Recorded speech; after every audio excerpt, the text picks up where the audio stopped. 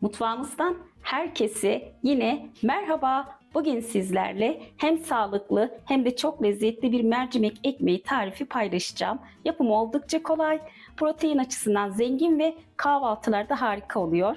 Malzemelerimizi hazırlayalım ve hemen tarife geçelim. Malzemelerimiz 1 su bardağı kırmızı mercimek, 2,5-3 su bardağı su, 3 yumurta, 3 su bardağı peynir, 1 su bardağı yoğurt, yarım çay bardağı zeytinyağı, 1 paket kabartma tozu, 1 çay kaşığı tuz, 1 tatlı kaşığı kırmızı toz biber, tam buğday unumuz var. Kek kıvamına gelene kadar ilave edeceğim arkadaşlar. Şimdi tüm malzemelerimiz hazır.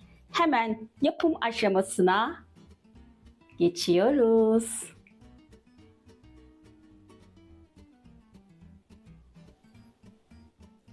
Ön hazırlık olarak şöyle güzelce mercimeklerimizi yıkadım. Mercimek ekmeğimizi yapmadan öncelikle mercimeklerimizi güzelce haşlıyoruz. 3 su bardağı suyumu da tencereme alıyorum.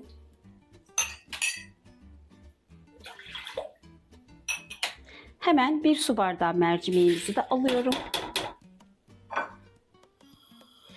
Öncelikle suyumuzun kaynamasını bekliyorum ve üzerinde çıkan köpükleri alacağım mutlaka arkadaşlar.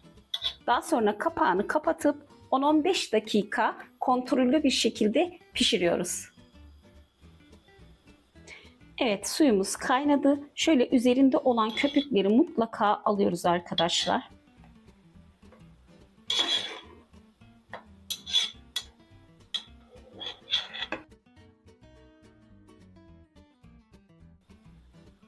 Şöyle köpükleri aldım. Ocağımızın altını hemen kısıyorum ve kapağımızı kapatıp kontrollü bir şekilde dediğim gibi 10-15 dakika mercimeklerimizin açılmasını bekliyorum. Daha sonra tuzunu ilave edeceğim arkadaşlar. Mercimeklerimiz sert kalmasın diye ve pişirmeye bıraktım. Tam 10 dakika oldu arkadaşlar. Şöyle çekti suyunu. Şöyle az bir şey tuz üzerine ilave ediyorum. Burada mercimeğimizin tatlanması için çok az ilave etmemiz yeterli. Şöyle hafif suyunu çektikten sonra bu aşamada kapağını açık bırakacağım. Suyunu çekmesi açısından bir 5 dakikada bu şekilde kaynatıp soğumaya bırakıyorum. Mercimeğimi soğuttum. Şöyle lapa oldu arkadaşlar. Çok pratik bir şekilde ekmeğimizi yapabileceğiz. Hemen 3 tane yumurtamızı öncelikle kırıyorum. Tüm malzemelerimizi kabımıza alıyorum kısaca.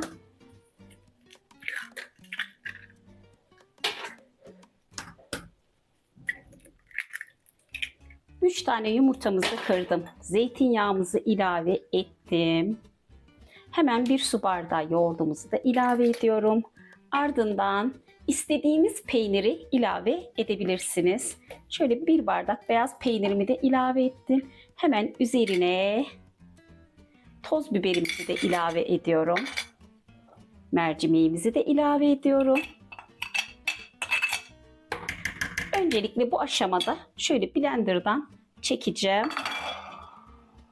Tabii ki çok az bir tuz ilave ediyorum. Peynirimizde tuz var. 1 çay kaşığı kadar kabartma tozumuzu da bu aşamada ilave etmek istiyorum yine. Ve hemen ızlatıyoruz.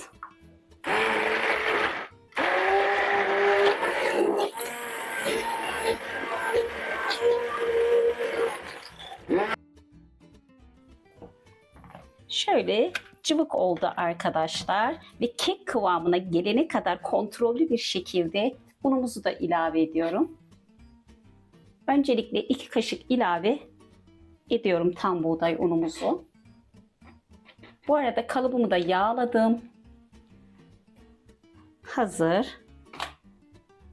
Yağlı kağıdı kısacası yağladım arkadaşlar. Öncelikle şöyle göstereyim. Kenara aldım, hazır.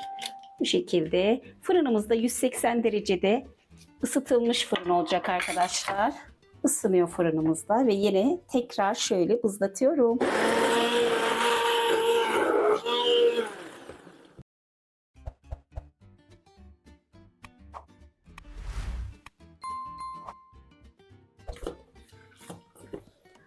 unumuzu ilave ettim. Şöyle görmüş olduğunuz gibi kek kıvamına geldi arkadaşlar.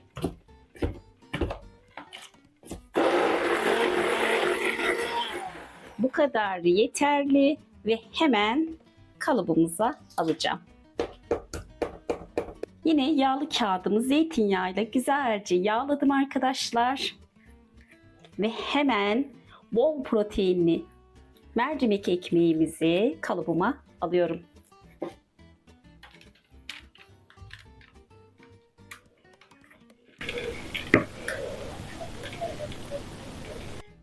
Üzerine şöyle güzelce susamlarımızı da alacağım. İstediğiniz şekilde üzerini süsleyebilirsiniz arkadaşlar. Hemen arasına susam da alıyorum.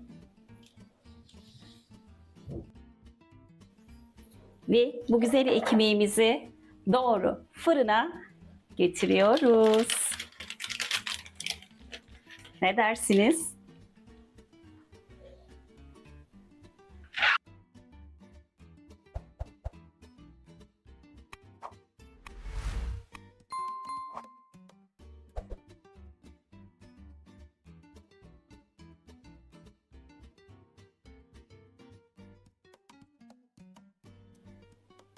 Mercimek ekmeğimiz pişti ve mercimek ekmeğimizi servise alıyorum. Üzeri simit tadında arkadaşlar. Susamlı, çörek otlu.